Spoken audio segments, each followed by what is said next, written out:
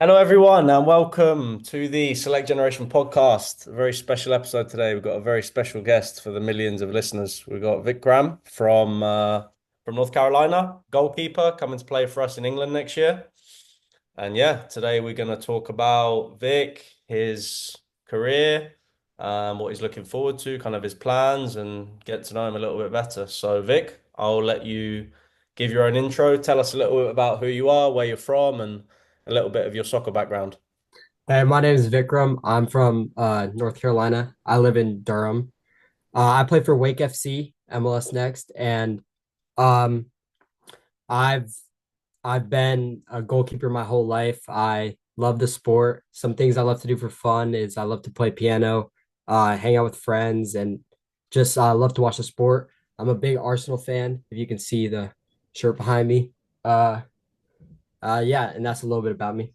Nice one. Awesome, Vic. So, yeah, talk to us a little bit about your soccer career. Obviously, I'm assuming that you've always played as a goalkeeper. Like, take us through kind of when you first started playing and kicking a ball around up until now. Kind of like, were you always playing for the same team, same position, same level? What's your kind of soccer history growing up?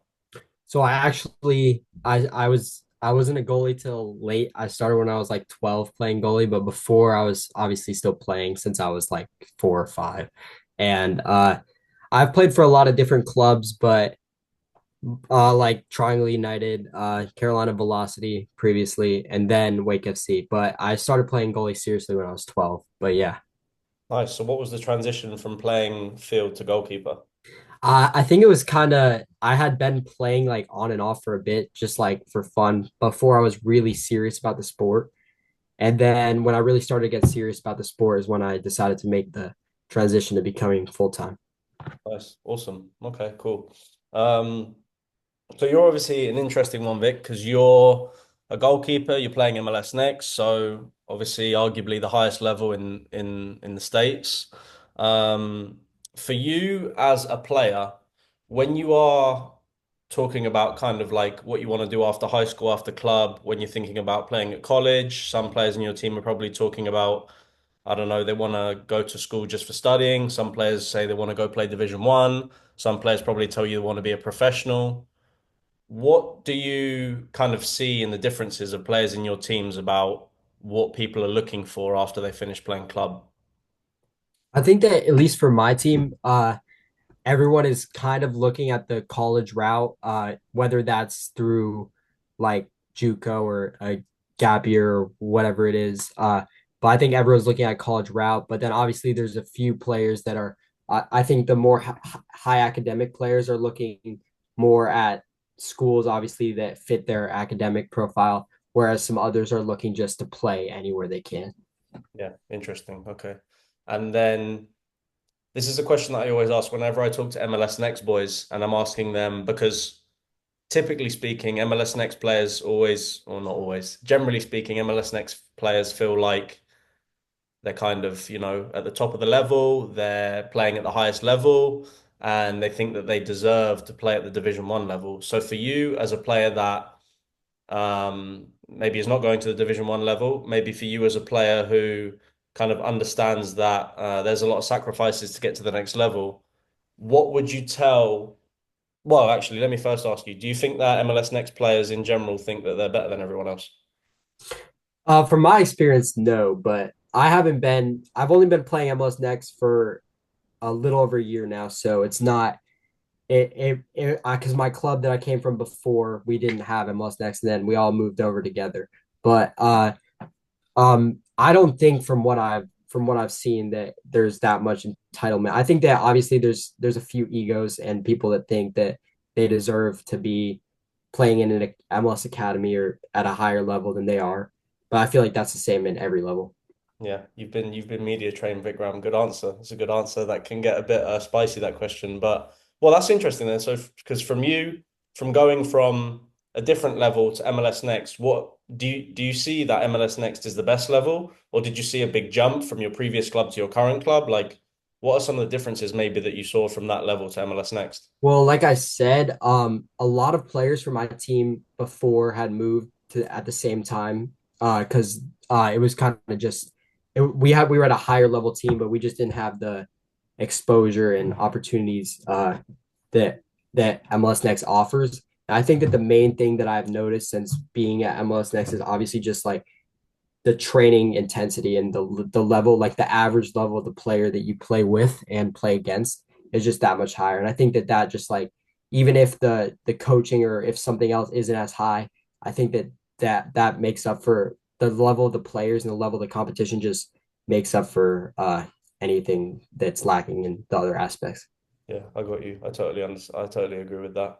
And then I remember when I saw you and Riley, you were talking about your goalkeeper coach and how he's kind of developing you and your technique, and having a specific goalie coach is really important. Talk to us a little bit about, as a goalkeeper, but because for field players, right? Like all the field players train together pretty much all the time. Like you have the defense, the midfield, and the attackers, but they're field players. Like the training session is pretty similar. But for a goalkeeper, obviously you need to have a different training session because you're not really with your feet that much. It's more saving things. So how important is the goalie coach to your specific development, and what do you like about goalkeeping sessions?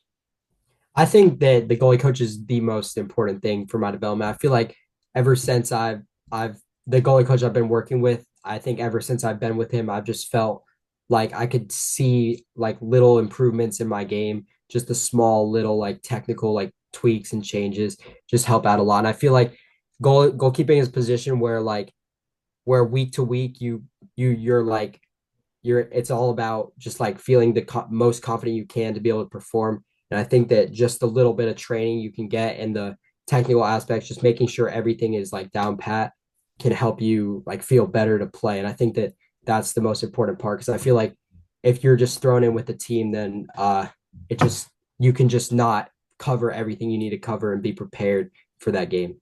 Yeah, definitely. And then has there been like a moment, maybe it was a game, maybe it was a training session, maybe it was a piece of feedback that you received. Has there been a moment in your career where something's clicked or you feel like, okay, now I feel like a top player and I want to play at the next level? Is there a moment that you've been thinking, wow, I really enjoy playing soccer and I really want to take this seriously now? I think it was after I when in my freshman year I fractured my kneecap and I think after before that I was taking it for granted, kind of just not really like putting in extra training and stuff like that. And I feel like after that I realized how much I missed it when I wasn't playing. And I think that when I got back, I realized I want to keep playing. I want to take this to the next level. Yeah, good. Okay. And then for players maybe that do take soccer for granted and they have never really got injured, or they haven't really thought about playing at the next level and they're kind of just going through the motions, but they tell you, like, this happens all the time, right? I talk to kids and they're like, yeah, Sam, I really want to play at the college level. I really want to be a professional soccer player. And I'm like, okay, how many coaches did you reach out to last week? How many times have you been to the gym? What are you eating? What's your diet like? What time are you going to bed?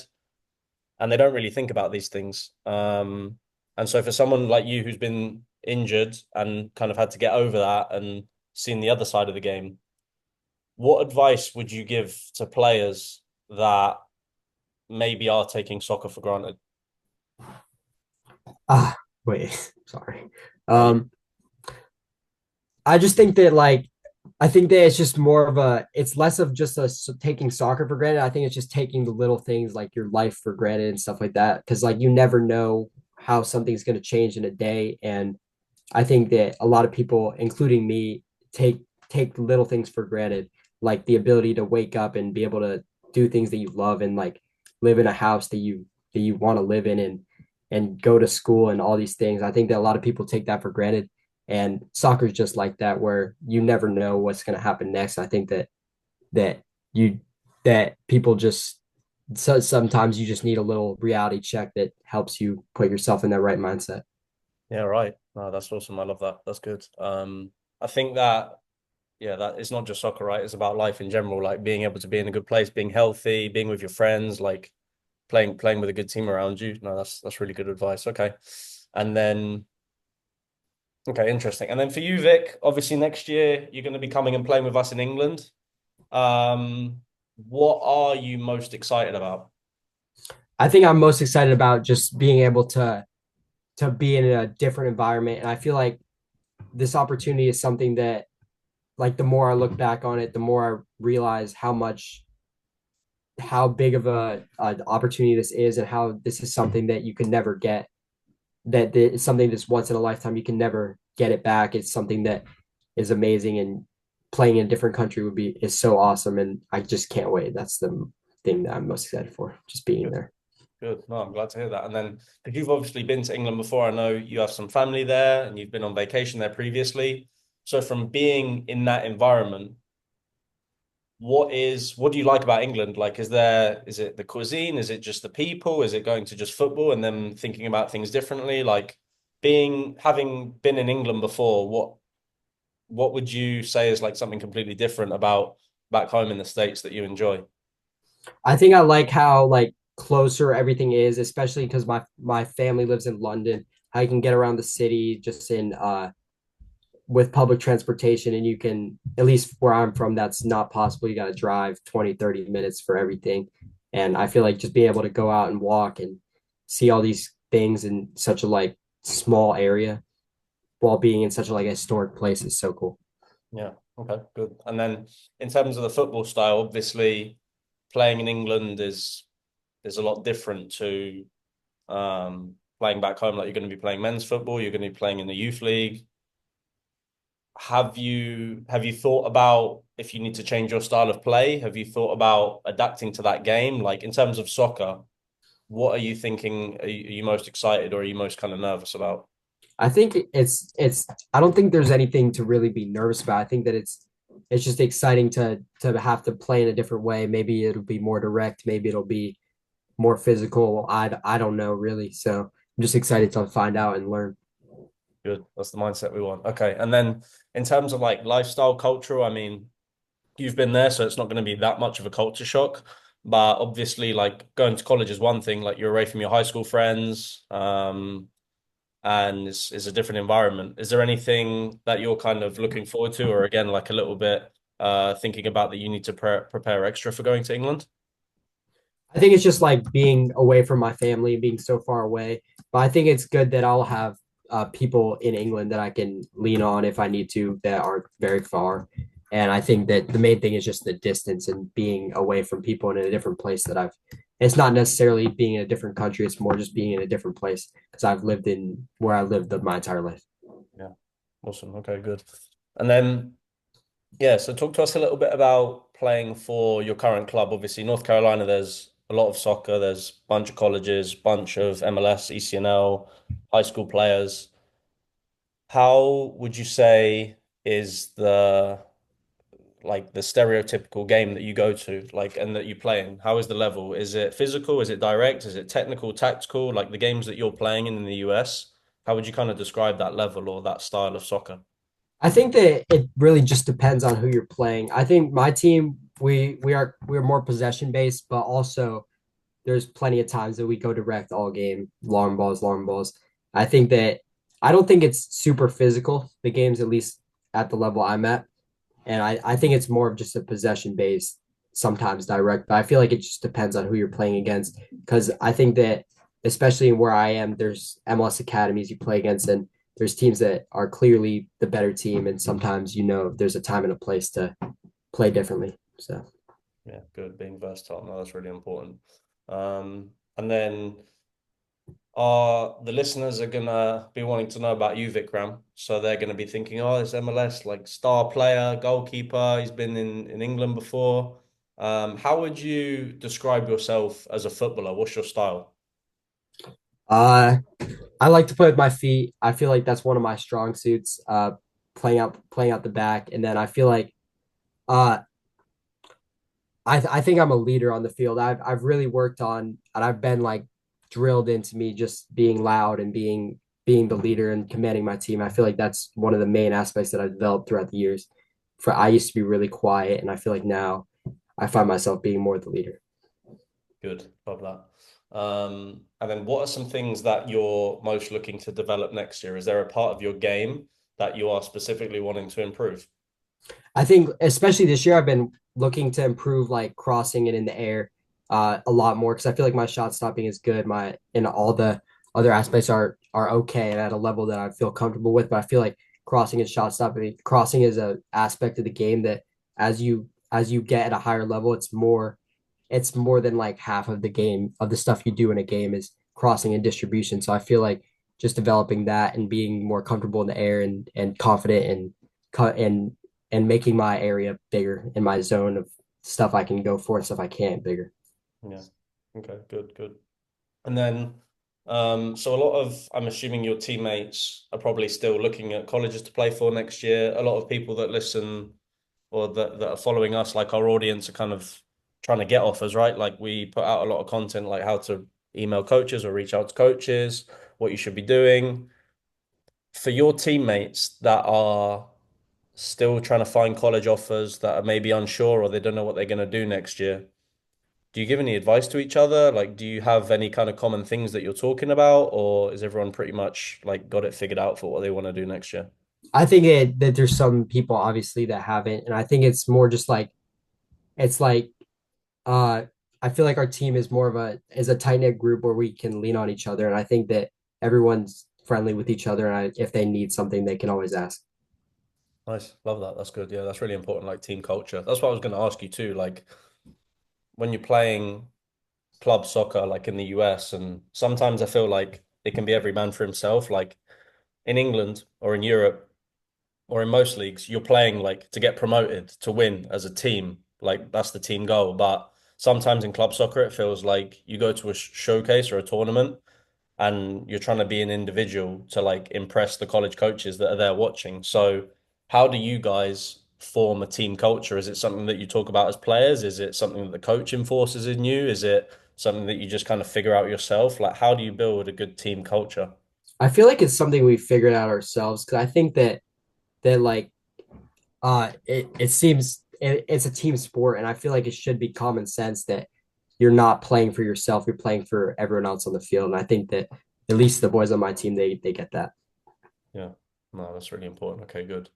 Um, what is something that not a lot of people know about you that maybe is a fun fact? Uh, I don't know. Arsenal fan? Yeah, I'm an Arsenal fan. My favorite player is Martinelli, and Oh, I'll you're not. Yeah. yeah, and uh, I'm willing to fight people over it. So Yeah. Why? What people because disagree with you? people hate on him and they don't like him, but I Why? think Why he's do why great. do people hate on him? I don't know. My brother, he'll troll me for it, mess around with me for it. But yeah, Hardy man. Okay, Vic. Good. Okay, I think we hit most of the things I was going to talk to you about, but for players, maybe. All right, this is a good question. So obviously you are getting to the end of high school. You've got it figured out what you're going to do next year, but still you're wanting to ultimately end up in the NCAA. That's kind of your plan. So going back to when you were 14, 15 years old, when you were starting the college process, maybe you didn't know how it works, maybe you did know how it works. What advice would you have given to yourself when you were 14, 15 years old? I think it's just like start earlier because I feel like I started just a little later than I should have, and I think that just starting earlier can't hurt, and just like making sure like starting everything earlier, like starting really focusing on your game, getting extra sessions in, and really like working harder earlier, and then just focusing on recruiting, sending emails earlier, just everything early. Yeah, that's the advice that a lot of players say the same. So I'm glad you say that. And I mean, like that's also a good thing I think with your I don't like to call it a gap year, but gap year that you can kind of buy another year of time and reclassify as 2026. And that's obviously exciting for you, and you kind of have it maybe figured out now, obviously with our help too, to understand really what you need to do for the following year. But I know I asked you already, Vic, but yeah, man, I mean, what are you excited for next year in terms of football, in terms of lifestyle, meeting new players, meeting the boys? Like, what is something that you're like, I can't wait to go to England next year? I'm just excited to play, be in a different environment, uh, see the sights, just everything about it. Just I'm just excited to be there and just have a new opportunity, new chance to learn in all aspects of my life, not just on the field, just in every way. Good. That's the perfect way to end the podcast. All right, Vic, I'm going to end the recording now, but it was good to speak to you, man, and we'll be in touch.